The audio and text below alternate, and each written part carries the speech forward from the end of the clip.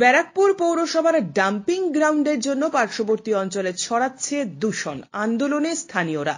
ব্যারাকপুর পৌরসভার ডাম্পিং গ্রাউন্ডে প্রতিদিনই অগ্নিকাণ্ডের ঘটনা ঘটছে, যার ফলে এলাকায় ছড়াচ্ছে দূষণ। শ্বাসকষ্টের মতন সমস্যা দেখা দিচ্ছে স্থানীয় বাসিন্দাদের। এই অভিযোগে সোমবার ব্যারাকপুর বেলতলা এলাকায় বিক্ষোভ দেখাতে থাকেন স্থানীয় বাসিন্দারা। তাদের বক্তব্য, বারংবার পৌরসভার দ্বারস্থ হয়েও কোনো সমস্যার সমাধান হয়নি। প্রথমত এই যে জায়গাটা ভাগাড় আপনারা দেখতে পেলেন, যেটা সারাক্ষণ ধোঁয়া এবং বিভিন্ন পরিমাণের নোংরা পরিপূর্ণ হয়ে আছে, এটা কিন্তু আগে ভাগাড় ছিল না। এটা একটা পরিষ্কার মাঠ ছিল। পরবর্তীকালে এখানে ভাগাড়টা এক্সটেন্ড করা হয় এবং এখানে এমন দুষ্কর্ম হয় যেটা শুনলে আপনার অবাক হয়ে যাবেন। কিছুদিন আগে নিশ্চয়ই শুনেছেন যে এখানে একটা লাশ পাওয়া গেছে, যেটা এখনো পর্যন্ত আইডেন্টিফাই করা যায়নি। তার সাথে এখানে জুয়া, গাঁজা এগুলো কিন্তু খাওয়া হয় ভেতরে। তার সাথে কি হচ্ছে, এখানে আগুন জ্বলছে কন্টিনিউয়াস। কারা জ্বালাচ্ছে? আমার মনে হয় যে এখানকে ইচ্ছাকৃত কোনো জানানো হয়। তার কারণ হচ্ছে, যে জিনিসটা পুড়ে যায় তার আয়তনটা কমে যায়, পরবর্তীকালে নতুন জিনিস আবার এর মধ্যে ফেলা সম্ভব হয়। সেই কারণে এখানে ধোঁয়া সৃষ্টি হচ্ছে এবং ধোঁয়া সৃষ্টির ফলে এখানকার যারা সিনিয়র সিটিজেন এবং বাচ্চারা আছে তাদের শ্বাস নিতে কষ্ট হচ্ছে। প্লাস এখানে যেটা হচ্ছে, পরিবেশ দূষণের সাথে সাথে প্রচুর পরিমাণে মানুষের বিভিন্ন রোগে আক্রান্ত হচ্ছে, চর্মরোগ বা অন্যান্য রোগের আক্রান্ত হচ্ছে। তার সাথে আমরা দূষিত জল খেতে বাধ্য হচ্ছে এই দূষণের জন্য। কারণ এখানে যে চাবিটা আছে সেই চাবিটা ড্রেনের মধ্যে আছে। যখন খোলা হচ্ছে সেই জলটা এখান থেকে আমরা সবাই পানের জন্য নিয়ে নিচ্ছি। এটা মিউনিসিপ্যালিটিকে দীর্ঘদিন ধরে বলা হয়েছে, আমরা সবাই মিলে অ্যাপ্লিকেশন করেছিলাম, কিন্তু মিউনিসিপ্যালিটি কোনো কর্ণপাত করেনি। এই যে বাজারটা যে আগুনটা জ্বলছে, কেউ বলছে যারা গাঁজা খায় তারা নাকি লাগিয়ে দিচ্ছে, আবার কেউ বলছে ভেতর দিয়ে একটা গ্যাস তৈরি, মিথেন গ্যাস তৈরি হচ্ছে। ওর থেকে অনেকবার ফায়ার ব্রিগেড এসছে, ফায়ার ব্রিগেড অনেকবার আসে, বারবার রোজ বললে খবর দিলে আসে। ওরা ওপর দিয়ে জলটা নিয়ে, ভেতর দিয়ে জলটা যাচ্ছে না। ওরা অনেক চেষ্টা করছে, ফায়ার ব্রিগেড কোনো দোষ নেই, আমরা খবর দিলেই, ফোন করলেই চলে আসে, তাই না? মানে কিন্তু ভেতরে যে জলটা আসছে না, ওটা তাহলে নিভবে কেমন? আর এই যে আগুনের পরে নানা রকম এখানে অসুখ সৃষ্টি হচ্ছে, বুঝলেন? মেন হচ্ছে শ্বাসকষ্ট, ধরে ধরে শ্বাসকষ্ট হয়ে যায় আশপাশের বাইরে। পৌরসভাকে জানানো হয়েছে। আজকে আমরা চেয়ারম্যানকে গিয়েছিলাম, আপনাদের 8-10 জন মিলে আমরা গিয়েছিলাম। জানানো হয়েছিল, বলেছিল হ্যাঁ ব্যবস্থা, তখন এই গেটটা বন্ধ করা হয়েছিল। আর এই বলেছিল এই চাবিটা জলের বলেছিল সরানো হবে, কিন্তু জলের চাবিটা সরানো হবে, তাই তো? বলুন আপনি। কতগুলো পরিবার আপনাদের সমস্যা? পরিবার, উরি বাবা, 15 পরিবার বলে কত পরিবার? অন্তত বেশি বেশি বেশি, অন্তত 500 পরিবার। 500 পরিবার, দুটো 15 নম্বর ওয়ার্ড, 17 নম্বর ওয়ার্ড। সমস্যা হচ্ছে দীর্ঘদিন ধরে এখানে এমন আগুন জ্বলছে আর এত গন্ধ। আমার নিজের হাজবেন্ডই, সে একজন হার্টের পেশেন্ট, থাকতে পারি না, আমরা ঘর থেকে বেরিয়ে আসতে বাধ্য হচ্ছি।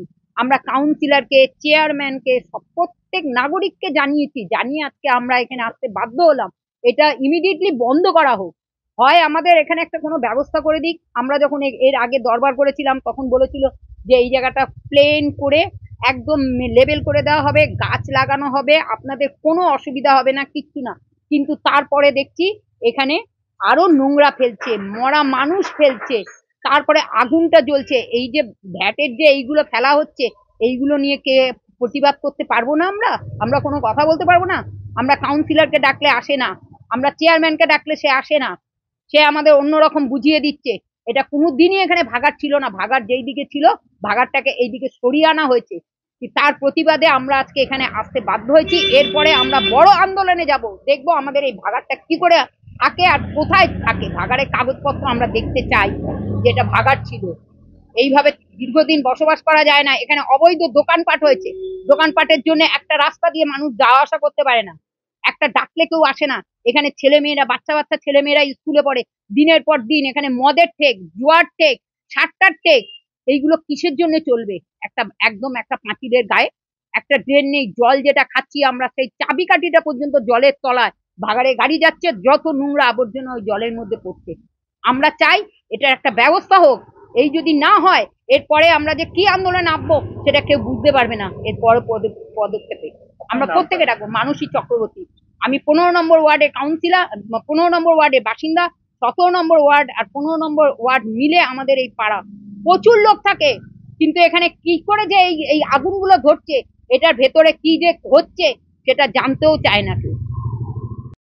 অপরদিকে ব্যারাকপুর পৌরসভার পৌরপ্রধান উত্তম দাস জানান, সমস্যা হচ্ছে সেটা স্বাভাবিক। এই ঘটনার জন্য আগামী 1 মাসের মধ্যে যাতে এই সমস্যার সমাধান করা যায় তার জন্য আশ্বাস দেন তিনি।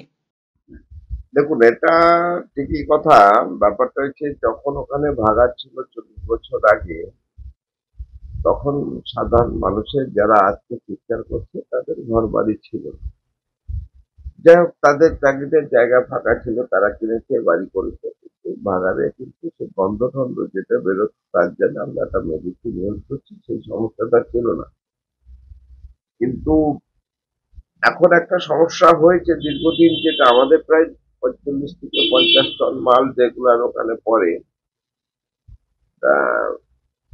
বহু পুরনো হয়ে গেলে নিচ থেকে একটা মিথেন গ্যাস তৈরি হয়। সেই মিথেন গ্যাস থেকে একটা মাঝে মাঝে একটা দাবানল আকার নেয়।